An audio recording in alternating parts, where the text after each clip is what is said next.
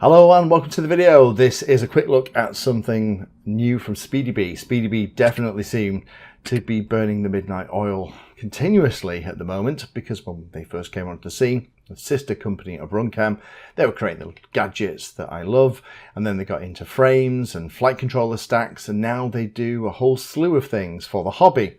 This, however, is their first Goggle module. I've got it plugged into my Fat Shark HDOs here.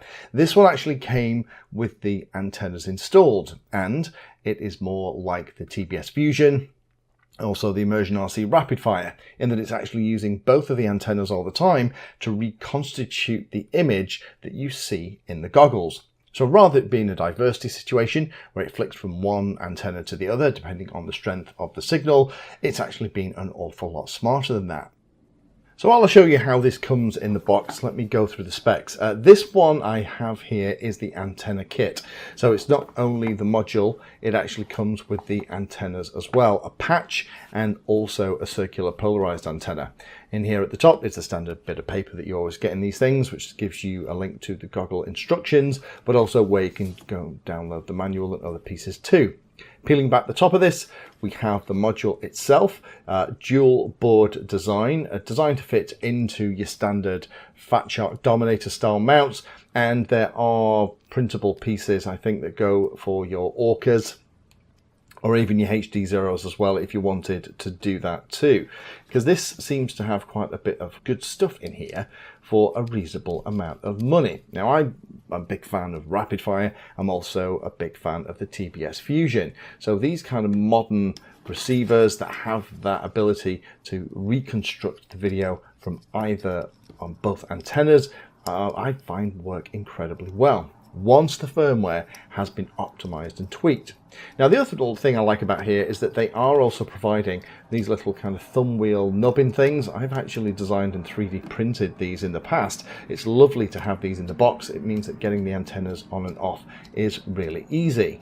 5-way joystick and an OLED screen make it very easy to move around everything. Again, it's compatible with both Fat Shark Dominator style mounts, but there are mounts available for Orcas and other goggle types too.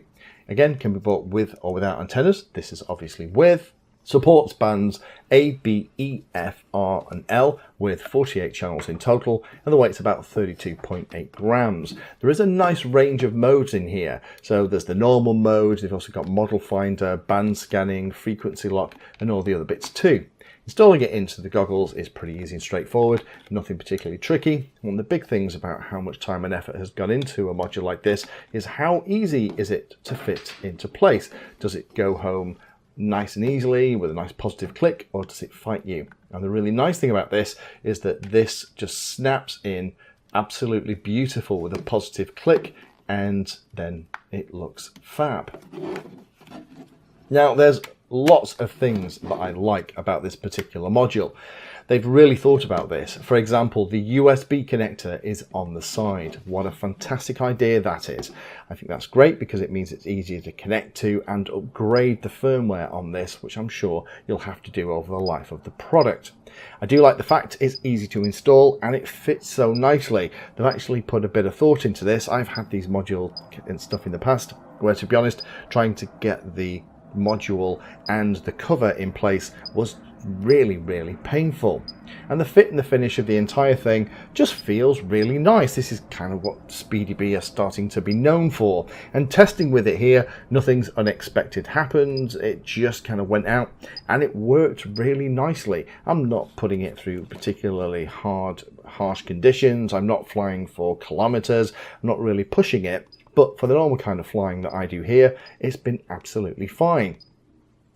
There's probably only a handful of things that you need to be aware of with this. This is a relatively new product. Now, in my experience with things like the Rapid Fire and the Fusion, having the kind of complicated algorithms that are reconstructing the video frames using both antennas and using things like sync pulses and color information, all kinds of stuff embedded in the actual received signals to try and reconstitute parts of the frame that have been maybe lost on one of the antennas, can be a little bit tricky. And to get that to run flawlessly, might need a little bit of tweaking. So I would absolutely expect that over the coming months there may be a couple of updated firmwares, but the fact we have that USB on the side means that you don't have to take the whole thing out of your goggles, which a lot of the other modules do, in order to update it. So that's really nice.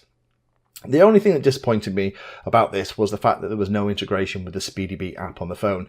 I really hoped that there would be some kind of Bluetooth connectivity. There's nothing to turn it on in the menu, and unfortunately playing with it on the phone, it isn't discovered.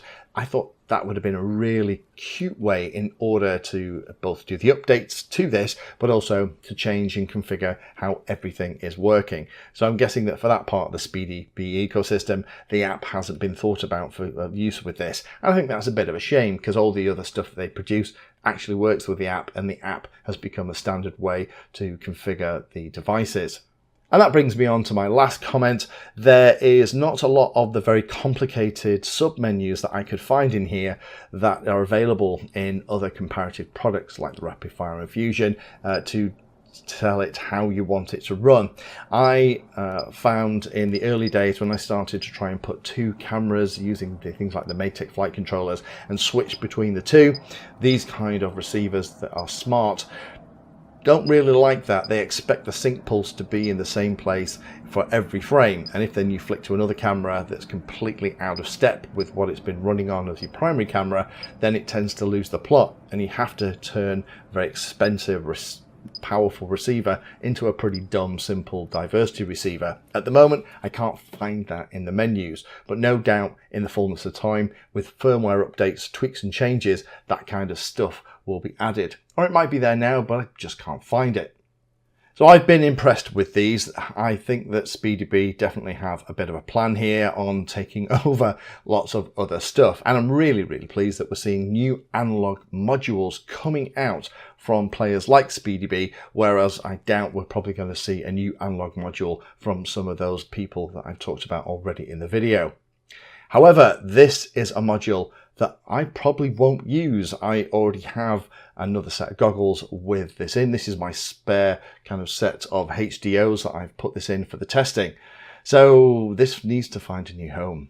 So if you have hung around for the end of the video, well done, because I'm going to give these away. Standard thing, like, comment, subscribe, and then in the comment, to make sure that it's only those people who've hung around for the very end, include the words Speedybee makes great stuff, and then I will use that to pick a winner out of the prize pile.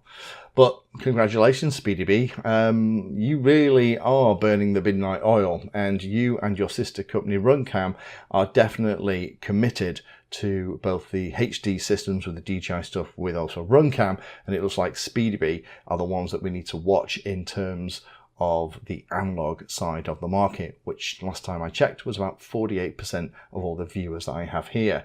So if you want to be a chance to win this thing, like I just said, like, comment, subscribe, includes those magic words, and I will pull the names out of a hat in a couple of weeks. But it's just so nice to see new technology like this coming out for analog FPV. Thank you for watching the video. If you watch my videos and find them useful, then please take a moment to hit the like and subscribe button. It helps the channel a lot.